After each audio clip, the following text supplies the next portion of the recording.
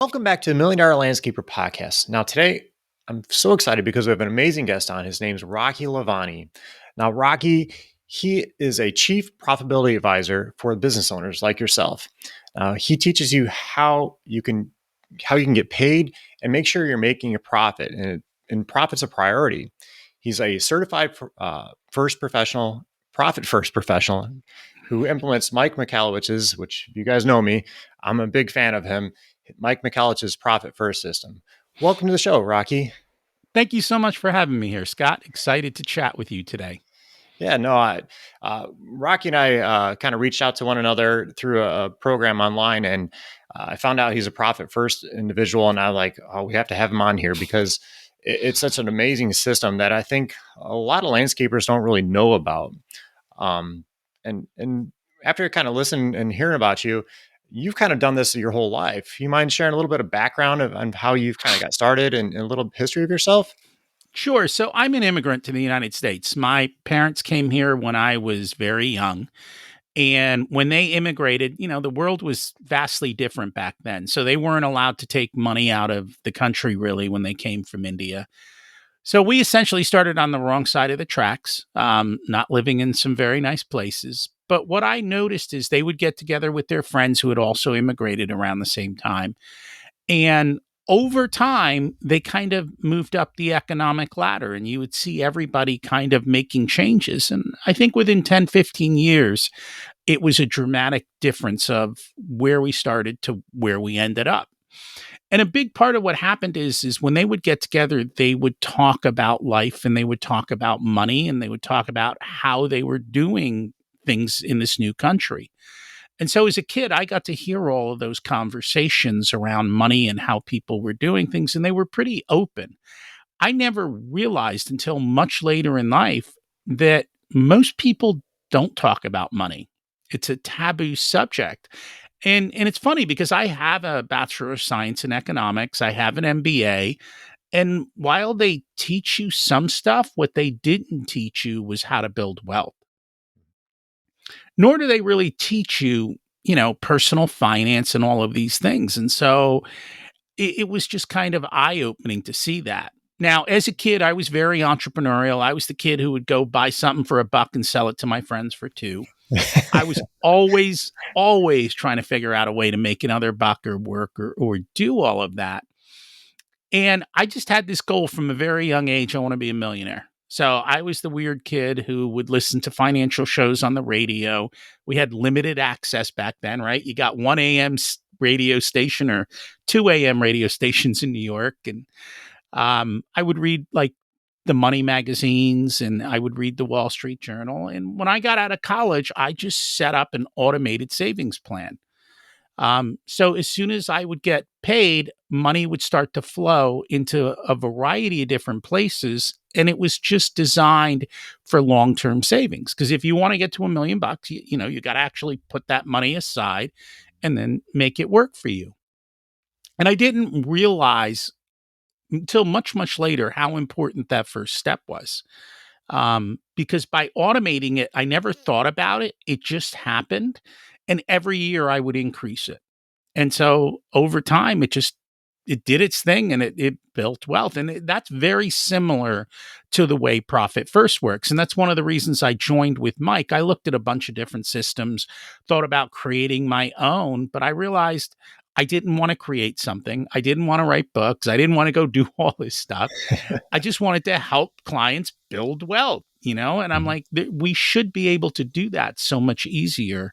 And people struggle with it. So Mike and I, we're on the same wavelength as far as it comes to how to do this.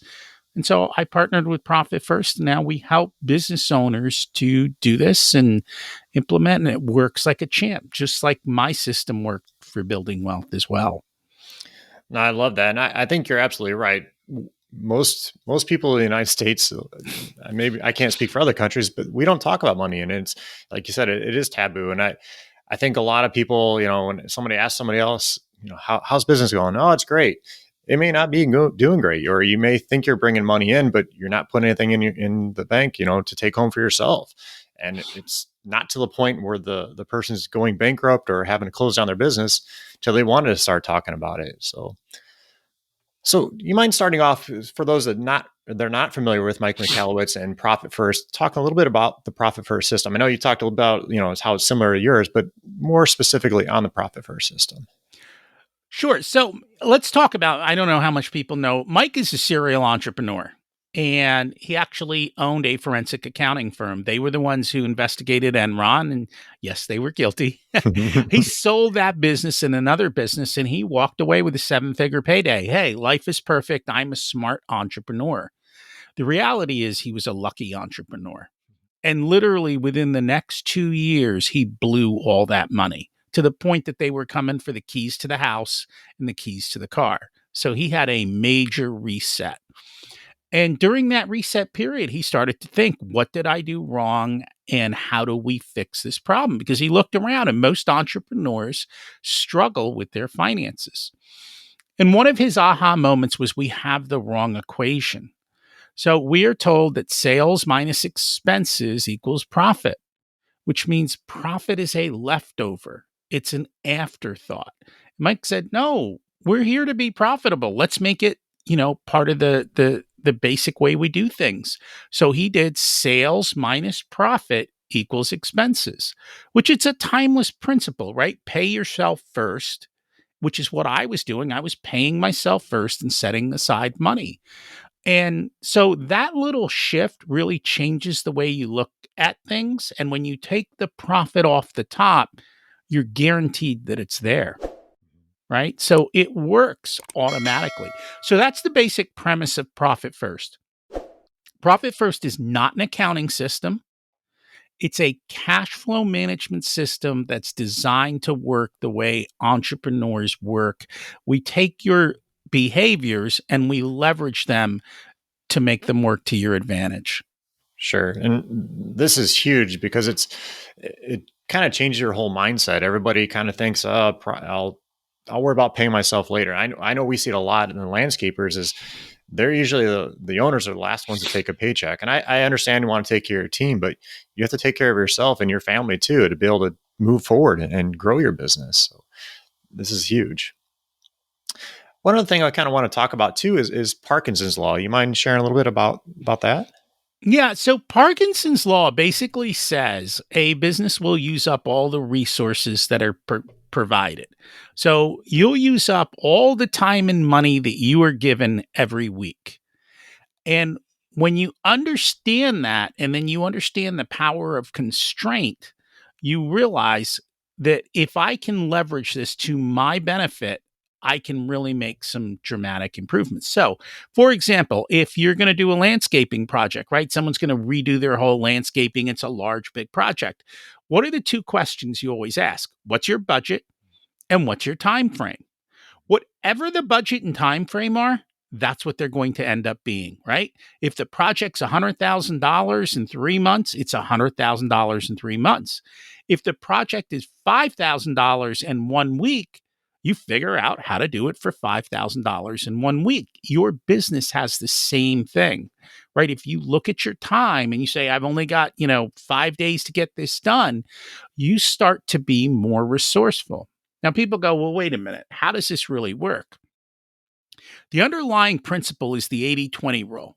So if you've heard of the 80-20 rule, 20% of what you do provides 80% of the results. The other 80% only provides 20% of the effort, which if you take it a step further, 40% of what you do provides 96% of the results. So if you can eliminate the 60% that brings little to no value, then that's how you use the advantage of Parkinson's law. So we think about being more resourceful. So like I know I talk to my landscapers throughout our community and stuff, and they are always looking for, how do I mow the lawns faster? Right?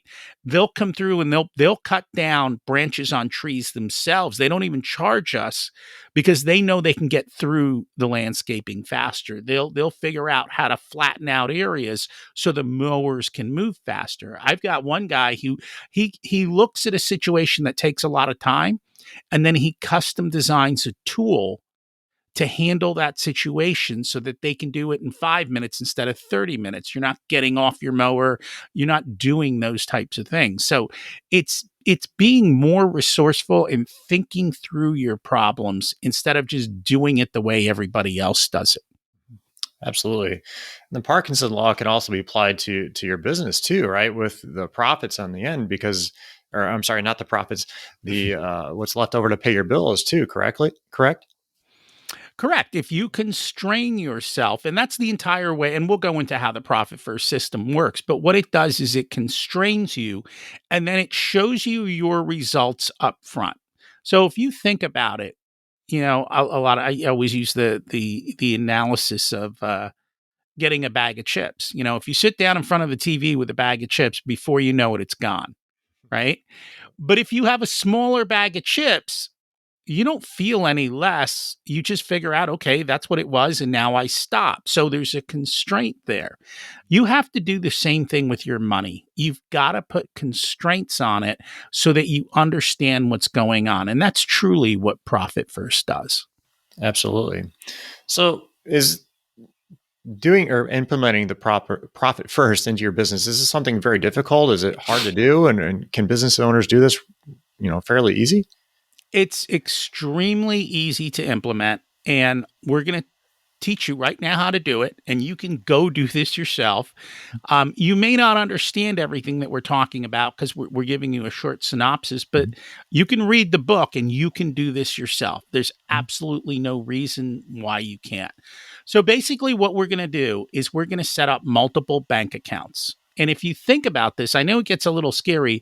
It's like the old envelope system your grandparents might have had. They got paid a paycheck, right? And they took their cash and they put some in the rent envelope, some in the food envelope, some in the utilities envelope, some in the clothes envelope. And when the money ran out, they stopped spending, right? A constraint. And so that's essentially what we do for your business.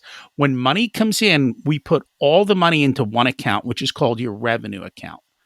So most business owners, the way they manage, they don't look at their QuickBooks or their accounting software. They look at their bank balance, right? So we're going to leverage this habit of yours.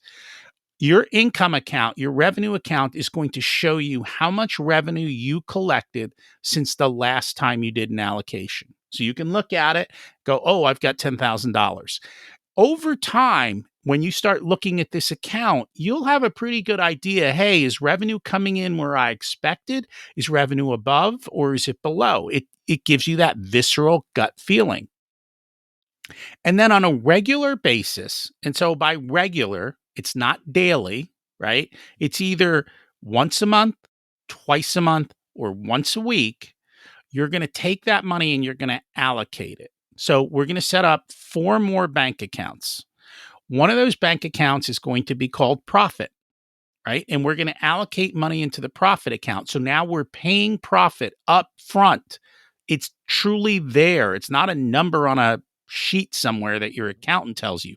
It's cash in your bank. The next thing we're going to do is allocate to your pay because as we said, you deserve to get paid. Right. And by allocating for your pay, it really takes a lot of the emotions out of it.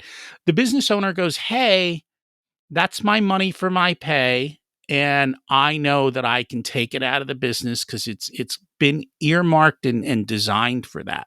And as your business grows, so does your pay. So that's always nice. You get more rewards. Yeah. The next thing we put is a tax account. And the tax account is for your taxes for your business. And so we set money aside for taxes. This is one of the biggest things that business owners tell me. They go, when tax time comes, while we all hate paying taxes, they're no longer afraid of the conversation with their accountant. They're like, okay, I have a large tax bill or quarterly tax bills are due. They have the money set aside to pay that. They're not freaking out. They're not worried. They're not, how am I going to come up with this money? And they're not getting in debt to the IRS, which you never want to do. And so the money is set aside for taxes and you're ready to handle those tax payments. And then the last bucket is your operating expenses. And so whatever is left goes to operating expenses. And what we've done is we've constrained your spending. And now when you look at your operating expense account, you know how much you truly have to spend because everything else has been covered. Whereas if you look at a big pile of money just sitting there with all those other things, you tend to spend your profit, you tend to spend your salary, and you tend to spend your tax money. By Mhm. separating this all, you don't spend what you shouldn't be spending. Now, some business owners will go a step further. Being in the landscaping business, you may be capital intensive. And if you're capital intensive, some people will set up another account just to pay for those large capital purchases. So if you need to buy new mowers or a new backhoe or something, by putting aside a little bit of money every month, over time you will build up because it might take 2 or 3 years before you buy a new Mhm. piece of equipment. 3 years later, when it's time to buy something, you're like, well, can I afford this? And you go look at your capital account and you go, yeah, I can pay cash for that. Isn't that cool? And then you go make your investment into your business. And so it again, it's constraining you and it's also allocating money towards those larger, bigger purchases for you. So that's it. That's all you have to do is create the accounts, set up your rhythm, and just move the money on a systematic basis and do not steal from your profit, tax, and your pay. Well, I love this system because it's very simple to use. Because most landscapers, they're not accountants, they're not bookkeepers. They know they're really great at their craft. They know how to do the landscaping, hardscaping, all that stuff. But when it comes to the money end of things, a lot of times they're lacking in that. And having a system like this, they can just basically go to their bank account and look. Oh, I have money for equipment, or I can take a paycheck because I have money in the account for that. That makes a world of difference. And the whole premise behind profits first is you don't have to be a bookkeeper. You don't have to be the CPA. It's a very simple system for anybody to use. That's what I love about it. You know what? Your business is seasonal, isn't it? Yeah. Yep. All right. So when we deal with seasonal businesses, we set up another account. And it's basically called what we call it is a drip account.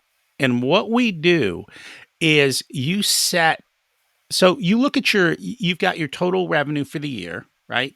So let's say your total revenue for the year is $480,000. That means that every month you need $40,000 to cover your expenses. Let's say you're in summer and summer's your busy season and now you have 80 and 90,000 or $100,000 months. What we do in $100,000 month is everything over the 40,000 we put in the drip account. So that when November comes along and we've got a $10,000 month, I go to my drip account and I pull $30,000 out to pay my bills for this month. So it pays my profit for the month, it pays my salary for the month, it covers my overhead for the month. And by doing this, it smooths out your cash flow because when we have big months, the pile of money is big and we start, oh, I got money, I'm going to spend. You forget. January is very mighty slim. And if you haven't planned for January, you're going to struggle. So this really helps you to even things out throughout the year. Yeah, this is could be a game changer for many landscapers because a lot of landscapers, including myself, we get drawn to those big equipment, the big toys that we call them, and oh, I have money in my bank, but if it's not divided up and you can't see, oh, I need this for this account or I need this for this, to pay these bills, you see that big lump sum and you're like, oh, I can afford that until like you said, November comes around and you're like, oh no. I don't So have. And you have to figure out the percentages for where you are today and start with your percentages of today. And then every quarter, just make a small change, 1 or 2 or 3% into each of the accounts. This is not an overnight success story. Mike has targets in the book of where you should be. But you start with where you are today. And I tell people it's about a 2.5 year process on average. So this is not overnight success, mhm. but every quarter you increase your pay a little, you increase your profit, and you cut your operating expenses. And so you become a little bit more resourceful and figure it out. One thing too with the system, uh, we see a lot of landscapers. I guess step back here. A lot of landscapers are really underpricing their work. So when we start doing all this, dividing up all these accounts, all the money into the different accounts, and you see what's left over at the end to pay your bills, and you start seeing there's not much there, you can easily kind of do some math and to figure out I need to raise my prices to make sure I have the money to cover my overhead and all the the money that goes into running your business. And So I that think there's two things that I want to talk about with regards to this. Number one, most landscapers don't appropriately take the time to figure out how much time and material goes into a job to figure out appropriate pricing. Mhm. So they do undercharge. The other thing you have to realize is you have a certain nut every month, right? You've got a truck on the road. And once you hit your nut for the month, everything above that tends to be profit. And so if you know what those numbers are, you might realize that working 1 extra hour a day on all your trucks might end up being dramatically different to the amount of money in your pocket at the end of the month. Mhm. It's astronomical how those numbers shift once you know your base and you start to analyze your volume per piece of equipment or per crew or however you're looking at it.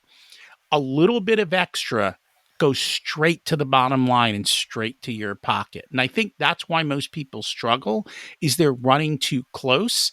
And if they can make a little bit of change both on pricing and cutting costs, and there's a Mhm. lot of ways to cut costs that are just due to inefficiencies.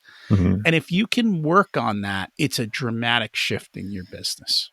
Well, just kind of go back to our story and our business.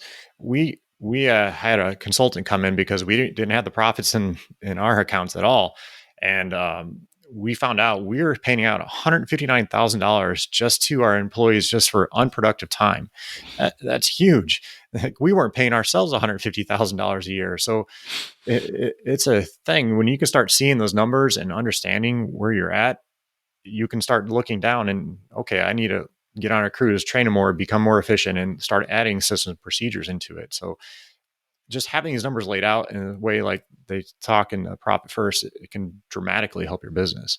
It is. And part of that, I think people don't realize the value of time. Mhm. So if you think about it, if you've got 50 jobs in a week, have you ever sat down and mapped out your 50 jobs so that you're not driving across town every day 3 times? I mean, that's what happens, right? Your Yep. workers don't care. They're like, Yep. yeah, downtime. I get to sit in the air conditioning. Yep. But if you say, hey, no, this is the order and they can get from house to house faster, that is a dramatic shift. That's where the $159,000 comes in, right? And Oh, that yeah. goes straight to your bottom line. So, Yep. thinking through your business and thinking through the time and resources is just so, so important. Mhm. Do you have any examples of some people that have implemented the profit first system and how it's actually helped their lives and changed them? Yeah, so I've worked with a lot of business owners, and usually when they come to me, they're struggling. So Mhm. they've got great revenue, right? They're generating the revenue, but for some reason they're not able to keep it. And so we just do small little things, and this is not overnight success, but over 6 to 9 to 12 months, it is not unusual for them to have a conversation with me and go, I've never had so much cash in the bank. Like that is literally what happens. Or they're like, it's tax time. And for the first time, I'm not freaking out and nervous. I can pay the tax bill and they that's kind of it. For the businesses that are seasonal, it really smooths out cash flow. And so when they go into the slow times, they're no longer struggling because you know how it is when it's winter time and you're in a seasonal business, it's a struggle. So having that all worked out, a lot of this is just removing anxiety and fear and frustration. And if you are in a better place, your business is going to be in a better place. Absolutely. We're also talking at one point about compounding in all areas. Do you mind explaining that a little bit? Yeah. So you know what? Let me bring up the numbers because I don't have them. But most people have heard of the penny compounding story, right? Yep. But I think that there's a couple lessons there that I want to go through and talk about. So let's just start with the first thing. If I had a penny and every day it doubled, okay? My question to you is on day 32, how much money would I have? It's- All right. And so it- it's 1 penny, which turns into 2 pennies, which turns into 4 pennies, into 8 pennies. And we do that on the 32nd day. How much money do I have? I've heard this before, and I don't remember exactly, but it's like in the millions, if I'm correct. It Like is. two. On day 32, you're at $21,474, 800 474 $836.47. Right? That's So $21.5 million. But here's where I want you to really understand some things. Do you know where you are on day 31? Half of that, 10.7 million. On day 30, where are you at? 5.4 million. Day 29, you're at 2.6 million. Which what people don't realize is if you give up those first 5 days, the 1 cent, the 2 cents, the 4 cents, the 8 cents, the 16 cents, you're like, this is just chump change. Why am I worrying about this? What you're giving up is those last days of doubling. And you go from 21 million to like maybe 1.3 million. That is the power of compounding. But compounding doesn't work until you start doing something. So if you look at your weight, right, your weight compounds over time and you don't notice it at first. You gain a pound this year, 2 pounds next year, 4 pounds the next year. Pretty soon you're 50 pounds overweight, right? Mhm. You go into debt. Oh, it's just a little bit of debt. It's only $100 a month. And then next year it's 200. The next year it's 400. And then you're like, how did I get into all of this debt? It sneaks up on you. You can use compounding to your advantage or you can use it to your detriment. Money compounds positively and negatively. All of those things, though, started with what? A single penny, a single pound, a single little thing. When you start looking at all of these things and you actually start multiplying it out, like when I do a 5 year business plan with business owners and I show them how just a couple percentage points each year, they're shocked at where they are 5 years out. They're like, oh my God, I didn't think that was even possible to obtain. And so the thing you have to do is make little changes in your life. I'm not asking, everyone wants to make these big radical changes. Mhm. No, little changes constantly made over time will continue to compound and you will end up with the big results. But if you don't do it and you say, I'll wait till next week, you're giving up the end game. And Mhm. that's what I think people don't realize is not doing it today makes a dramatic difference at the end of the game. And so you really have to make those little changes. And Uh, in the beginning, when you do it, it's like, oh, I'm working so hard, I don't see any change, right? Because if you look at those first couple doubles, even at day 10 with the pennies, you're at $5.12. You're like, this is useless. Why are you making me do this? This is, you're wasting my time. mhm. But over time, it really, really compounds. It's like starting a mower, right? You pull that flywheel, there's a lot of pressure against it. But once it starts rolling, it's just going on its own. And that's what you have to do. You have to get that inertia to get things rolling in the right direction. Yeah, and this could actually be applied to like numerous different things, not only money, like just adding like systems, procedures in your business or checklists. That's like, I always tell people, first thing we did was put a simple checklist, like a tool checklist, so the guys get out of the shop quicker. But you're thinking at first, it's not going to help. But once you start seeing the crews are getting out faster, then your money starts increasing because you're more productive and the crews are actually out on the job faster. So it just multiplies. And the same thing here with money. It I was told does. this years ago with money, start investing, as soon as you can, once you get out of high school, start investing money. And this is why.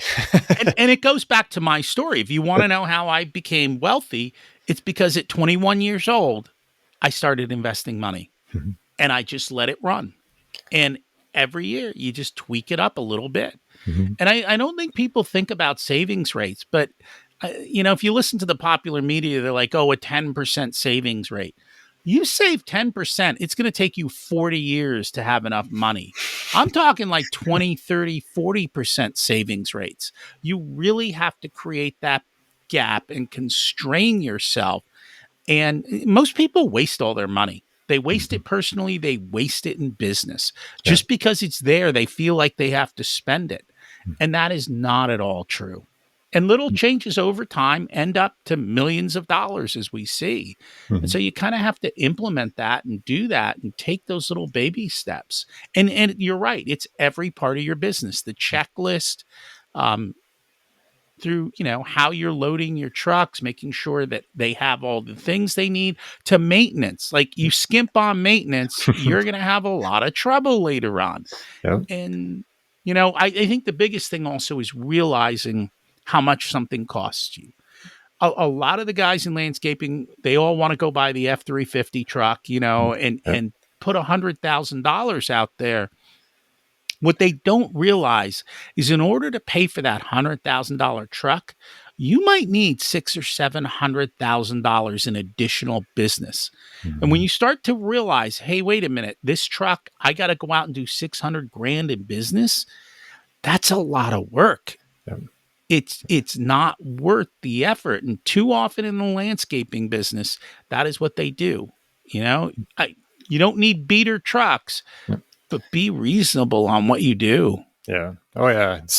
Especially with the truck prices nowadays, they're just crazy. So if you can put off purchasing something right now, wait a little bit. I would recommend doing that. Yeah, and it's, again, being more resourceful. Maybe Mhm. you lease it. Maybe you do this. I've heard of some great programs out there on leasing trucks, Mhm. just because of the way the finances work on the other side.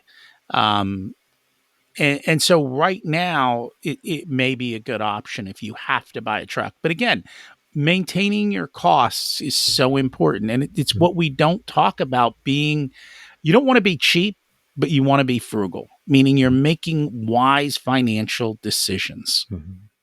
Absolutely. And this goes to even hiring people, because we see, one of the big questions we see in our Facebook group is, I want to hire an office manager. I want to hire an assistant.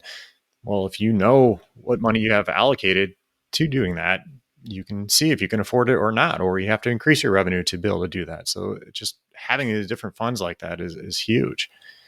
Right. So if you're off, or if you are hiring an office assistant, right, they're really not going to increase revenue. Mhm. Yep. So now you have to ask yourself, how am I going to increase revenue to be able Mhm. to pay for the office assistant? And maybe that's because you're on the phone all the time doing routine tasks. And then you ask Yep. yourself, what's the best way to do this, and how can I do it for less? Right now, the big thing that everyone's doing is virtual assistants. We're much more going to a virtual world. Mhm. And you'd be shocked at how much virtual assistants cost in other countries. You can hire people for less than minimum wage here. And you're not taking advantage of people in those home countries. What you're paying them is better than they can make anywhere else.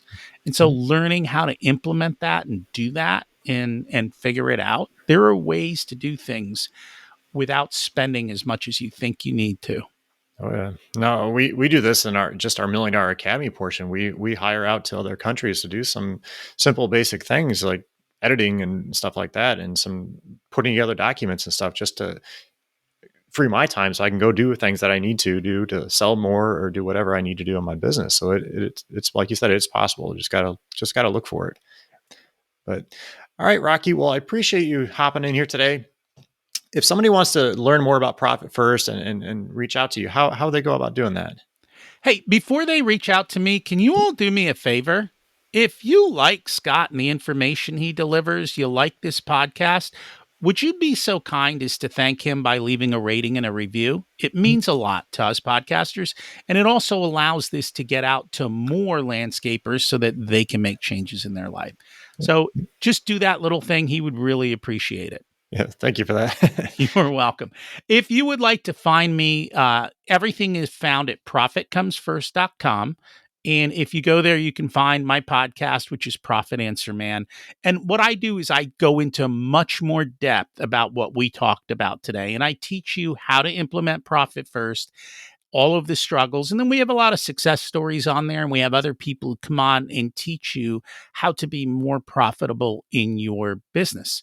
And if you want to check out Mike's book, there's a link on the website that's there. I also have a course that teaches you how to do all of this if you're interested. But just go check out the website, check out the podcast. And if you've got a question, reach out and connect. No, absolutely. Definitely check out the podcast because, like he said, he gives away so much great information in there. Like, if you need, you're struggling right now and you can't afford to go buy his course or work with him, just listen to this podcast and just start implementing those little things like we talked about, and it's going to make that compound effect right there. So, all right, Rocky. Well, thank you for being on today. It was great having you here. Any last thoughts? Just start. Like Mhm. literally, this comes back to compounding. I tell people if all of this seems overwhelming to you, I just want you to do one thing: go open one bank account and put 1% of your revenue in it. That's it. If nothing else, just get in the habit of doing a little bit of money set aside. And as you start to see how that grows, it will give you kind of that impetuous to go do a little bit more. And maybe after a couple months, you make the 1%, 2%, and you'd be Mhm. shocked that those little changes make life so much easier. Great advice. All right, Rocky. I have a couple fun questions. You up for that? Sure, let's do it. All right. Let's see. What's the funniest place you've ever fallen asleep? The funniest place? I'm an old guy now. I got to think back to college or something. I mean, I don't even, it would probably have to be sometime in college, just falling asleep outside somewhere Sure. back in the day. I'm pretty boring with that, but Yeah. I am the kind of guy, like, as soon as my head hits the pillow, I'm out. Like, there's no worrying about the day.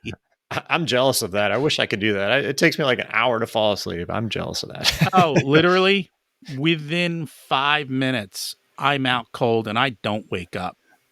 I'm so jealous. I've gotten better as once I had kids, but like I would just sleep through everything. Nice. Nice. All right. What is your most unusual talent? Unusual talent. Huh. Unusual. It's funny because I just assumed everyone was good with money. And to me, Yeah. I think I found that being good with money is actually an unusual talent. But I'm also good. I love playing with tools and building stuff, but that's not unusual, right? To your guys, they're Yeah. all playing with tools. I guess maybe for other people, it's unusual that a financial guy can play with tools and Yeah. rotate tires and change the oil and do both ends of that, right? Yeah. Cerebral and physical. Yeah. Um, Yeah. I think yeah. that's a good answer. Right? And I kind of, after talking to you here today, I'm kind of curious now because of where you're from and how you openly talked about money. Does that have something to do with, just the differences in culture and everything? And It is a massive difference in yeah. culture. There's two things that are different. Number one, in our culture, everyone talked about money, like to the point of if you bought a car, the first question people ask you is how much did you pay? Like that's just what they do. And here you wouldn't do that. Yeah. Um, so it's natural, I think, to talk about money. The other thing that we were taught, which you don't see so much in the United States, is we were taught to negotiate. Everything's negotiable. And it's a natural talent. If you think I'm kidding, look at your kids. They negotiate everything with you, right? They It's a do. constant battle, They right? Why aren't we out negotiating? So I will tell you this. You can negotiate with Home Depot. You can negotiate with Lowe's, right? You can say, "Hey, I'm doing a $2,500 purchase." Now they formalized it. It goes to the bid room, right? And you get a deal. But you can walk into the Tractor Supply store, and it's September, October. Hey, you want to put that mower in storage? You want to sell it today? I got cash. What kind of deal can you give me? And I've done that in the past. You'd be shocked just simply asking nicely. You'd be shocked at what kind of discounts you can get. Absolutely. Well, and it also works on our end too, because I've been out to visit people's property and giving them an estimate. And they're like always trying to negotiate. You don't have to on our end, but don't get upset when people ask. It's just part of business. You know what? Automatically put your price higher so that you have the room to Mhm. negotiate. Yeah. right? If this is what's normally happening, then but also ask for a give back. So let's just say we're going to bid a job. Well, it's $1,000 a month. Well, can you do a better price? Well, yes, I can do $900 a month if you pay up front. Oh, that's a nice thing, right? Yeah. Cash up front, right? So you're actually now you're getting cash up front, or maybe you figure out something else that you can negotiate into the deal Mhm. that allows you to do that. But be creative, Yeah. right? Yeah. Don't give up without asking for something in return. There's nothing like getting cash up front. Mhm. I've actually read a story a long time ago where I think it was a tree company. One of the things was when they give a price, that customer had to give a review or a testimonial to, about the business, as long as everything was, good and everything Mhm. was happy. But that was part of the deal. Yeah. It's smart. It's smart. But all right, last question. What's your worst roommate or house guest story? Worst roommate. So I haven't had a roommate since Okay. college, right? Yeah. um, I think the biggest problem with roommates back in college were just not cleaning up after themselves. That was always the biggest thing. Like, dude, there's a whole bunch of us living in this apartment. We agreed to do XYZ. Just clean up. Like, do your part. Um, and some people are just so lazy with that, and Uh, especially guys, right? They just oh, aren't taught to do that. So I think that was my biggest problem, just dealing with roommates who wouldn't clean up after themselves, and you don't want to do it, and then you start fighting over it. And yeah. nowadays kids have maids, I think, at college. I don't know. They don't, the college does everything for them. It's not like the old days where you had to do it all yourself. Yeah. I had the same issue. I had a roommate that had a dog, and the dog would make a mess every so often, and yeah, and it just became a aspect of fighting over because I didn't want to clean up the dog's mess or. No, and the It's sink like, full of dishes, and you yeah, wanna cook something and you can't use the pot. yeah, It's just yeah, that's annoying. That's probably yeah. why I've never had roommates since college. It's probably smart. All right, Rocky. Well, I appreciate you being on here today. Thank you very much. And you guys definitely check out his podcast. Go check out his program. Profit First is can be a game changer for your business. So definitely reach out to him and find out more.